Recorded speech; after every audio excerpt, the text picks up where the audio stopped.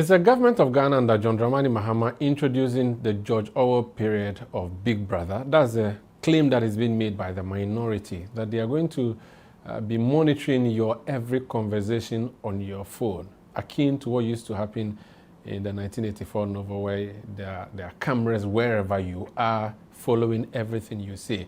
That's the accusation. The government hasn't acted or spoken on it necessarily because this bill, we are told, has not even been brought before Parliament, but it's been a subject of conversation. So on Face to Face today, I'm going to speak to the man behind this main claim, and we'll also do some assessment of the Mahama administration through the eye of someone who has been in government for 8 years. I am Omar Rusanda Amado. This is Face to Face, and you're welcome.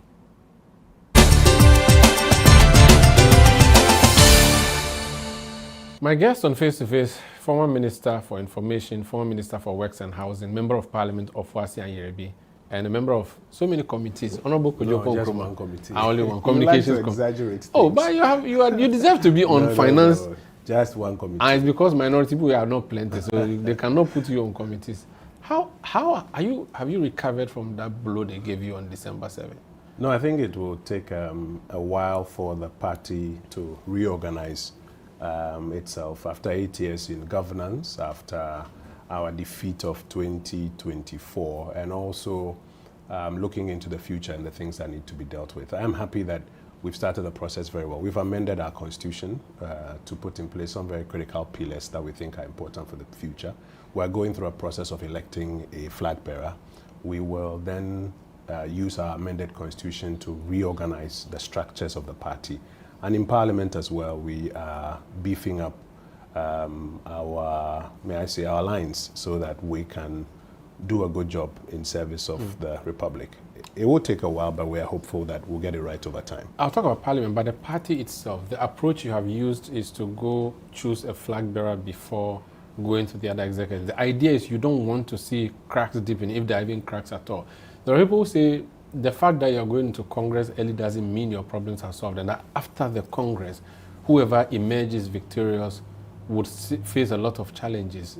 Do you hear these things, and how do you respond to them? And I believe them to be true. I don't think that the winner of the election is going to get 100%.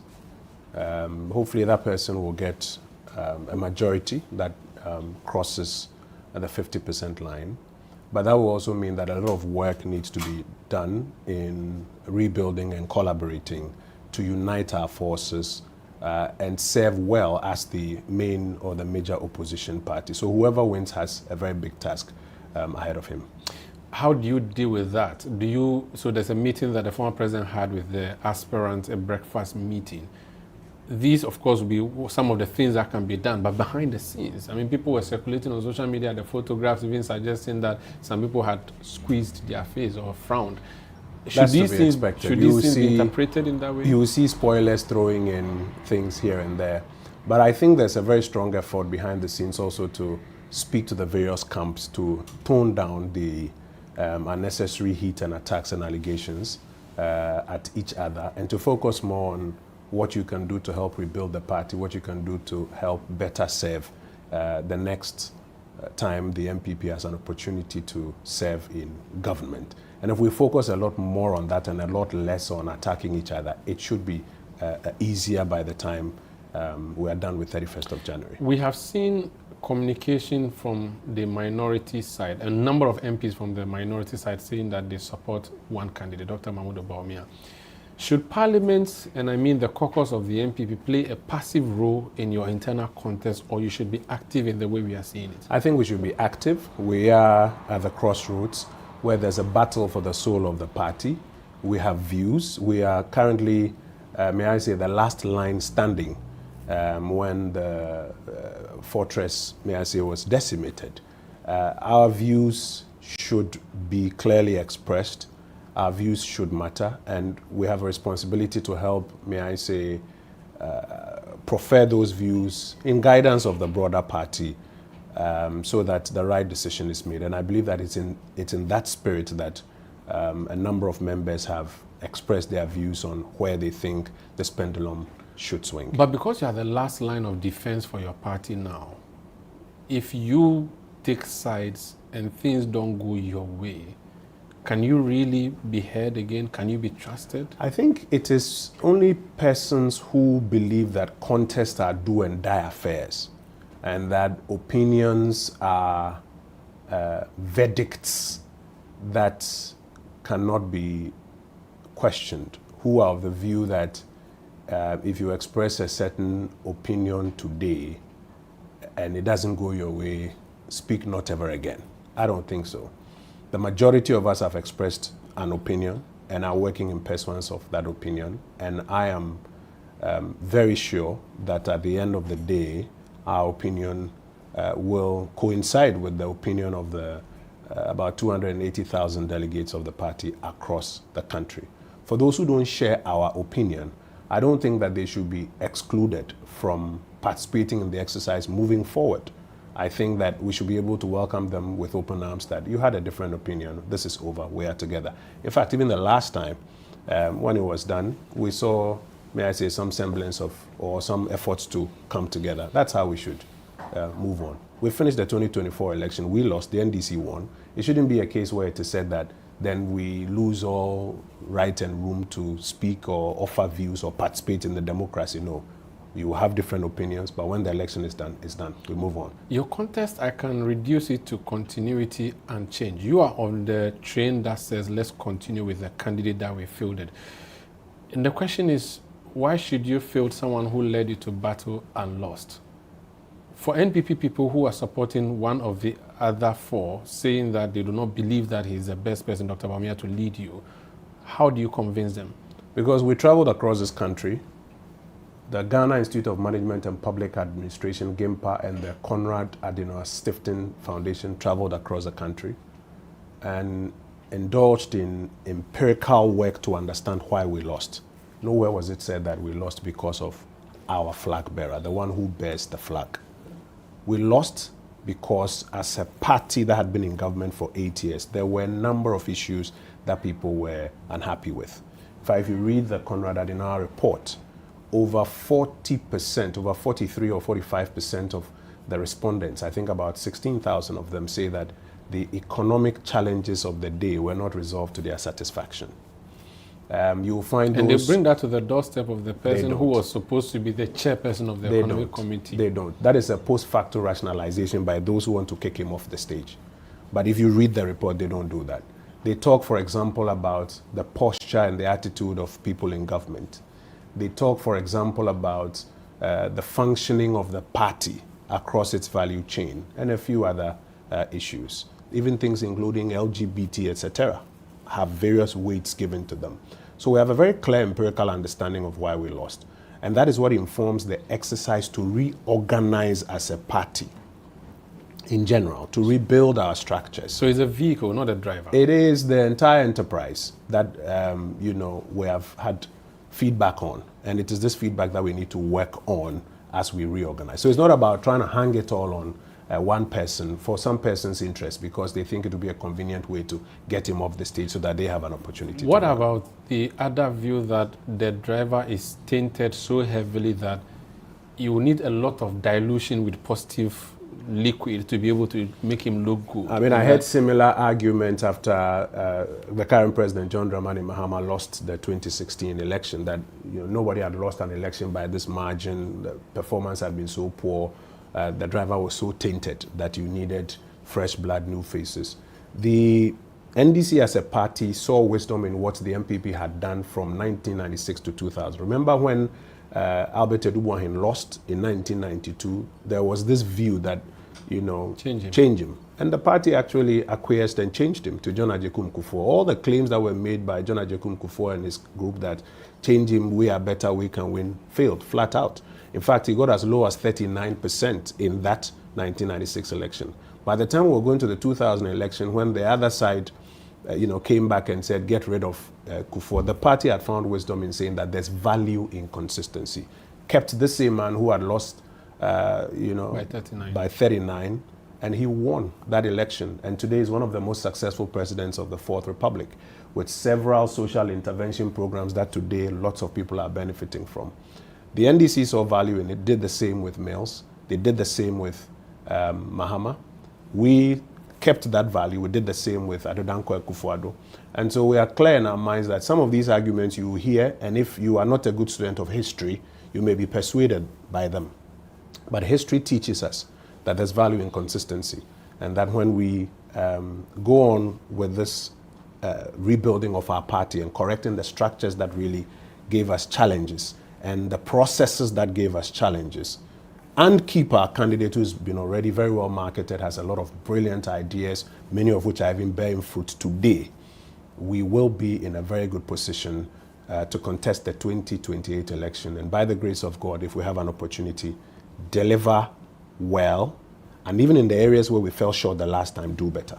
There's a school of thought that, listen, you were nearly annihilated as a party. You are unpopular among Ghanaians. Go back and fix your house matter. As a party, you shouldn't even be heard, not a whimper from you about national issues. Allow this government to govern, and that if you knew better, the past 8 years wouldn't have gone the way it went, and at the polls, you wouldn't have received the referendum in the manner you did. What is your view on you being silent both at the minority party and minority parliament?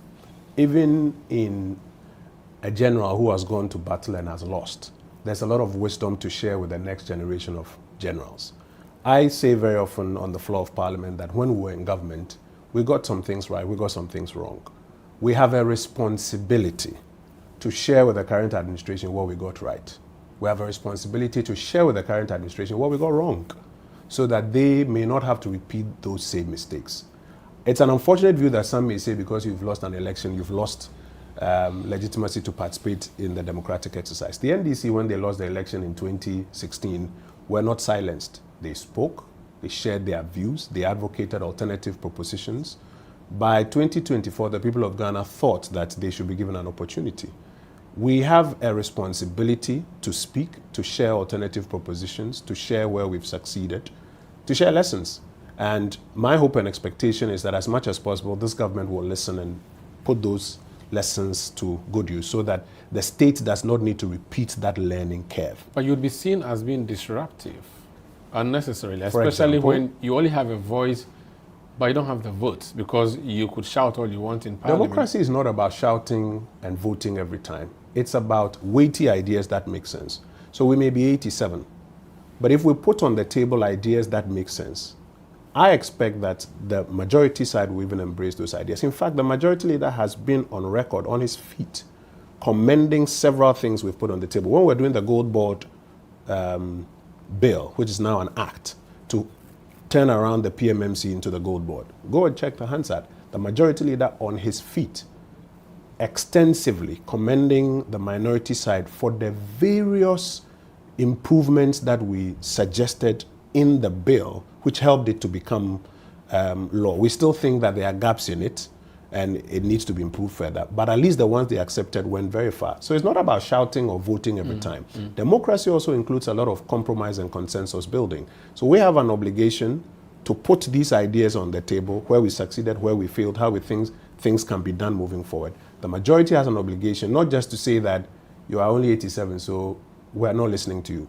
but to listen, and as much as they can pick from it, to pick. You, the media, civil society, the general public, also have an obligation to listen, not just say, you guys are a minority, so keep quiet. No, to listen and pick out of it, out of each side, what is best for our democracy, so that we build a more perfect nation moving forward. The majority leader described you as minuscule. In fact, I jokingly say that they can use you to do the 24-hour economy, because for every NPP MP, there are 3 other NDC This MPs. is why they were initially of the view that contribution time should be prorated, that when one of us speaks, 3 of them should be allowed which to is actually speak. what And we also tell them that it's because of the weight of our arguments. It takes 3 of them to respond to us. So my question So those are jokes that we play in Parliament. Do you get the attention and support of the speaker as you need as minority in Parliament? We do. Do you get the collaboration? No, we do. Because the view that, well, you don't even matter whether or not you can, we can do our thing. Do they work with you? We do. Parliament has conventions where even if there are 4 of us on the minority bench and there are 100 of them on the majority bench, if there are 4 contributors, it will be 1, 1, 1, 1. So when it comes to submissions, it is not about how many numbers that they have there on their side. We will have our opportunity to put our views and our propositions on the table. They have a responsibility. as the government, to listen and to pick out of it what is best going forward. Mahama's government is, 9 months old now. You have been in government for 8 years. You have been watching. What is he doing well, and what is he supposed to be wary of? Go back and maybe even look at it from 2001, when we had the first democratic transition from a sitting elected government to another from another party. Usually when a new party wins power after the 8-year run, it spends the first year trying to tidy up what has often become a heated or an overheated economy.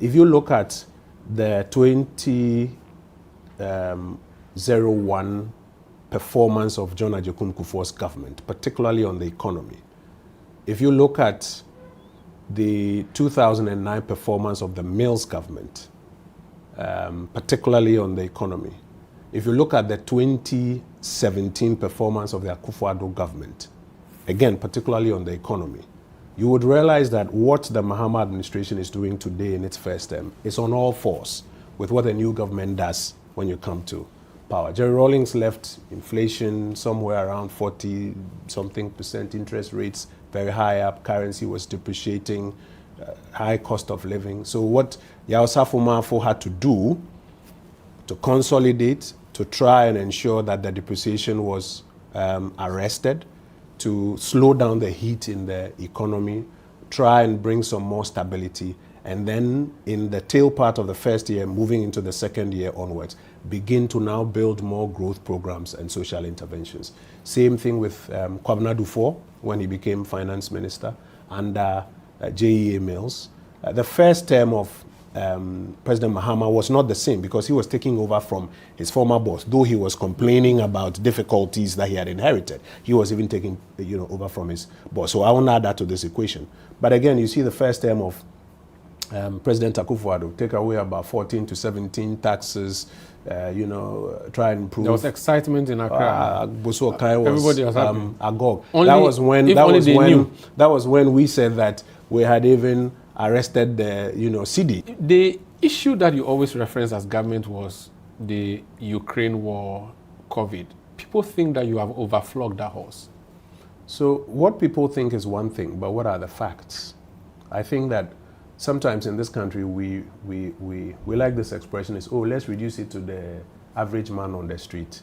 It's true, the average man on the street has a view. But we have a responsibility to share with the average man on the street what the facts are. Take the economic data in this country from 2017 to 2020. Inflation dropped down to even 7.1%. Currency stabilized. So many taxes removed. Growth was picking up. We inherited growth at about 3.5. We doubled it to about 7%. There was something that happened.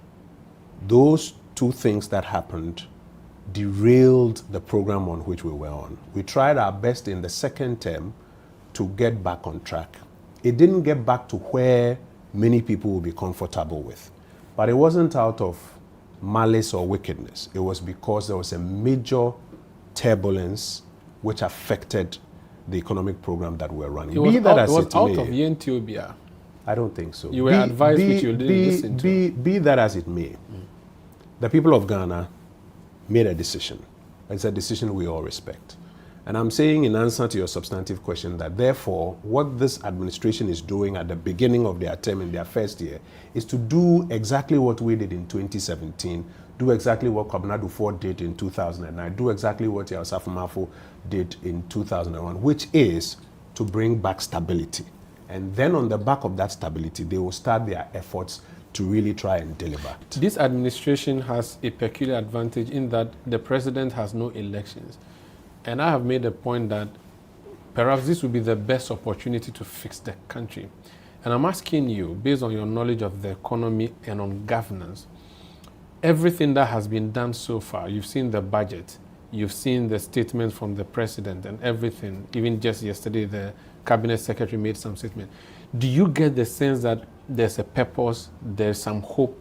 And I'm asking this to you as someone who is in the political and governance space, and for someone who is watching and saying, for politicians, they are all the same, nothing better will come. There has always been a purpose. There has always been hope by successive presidents.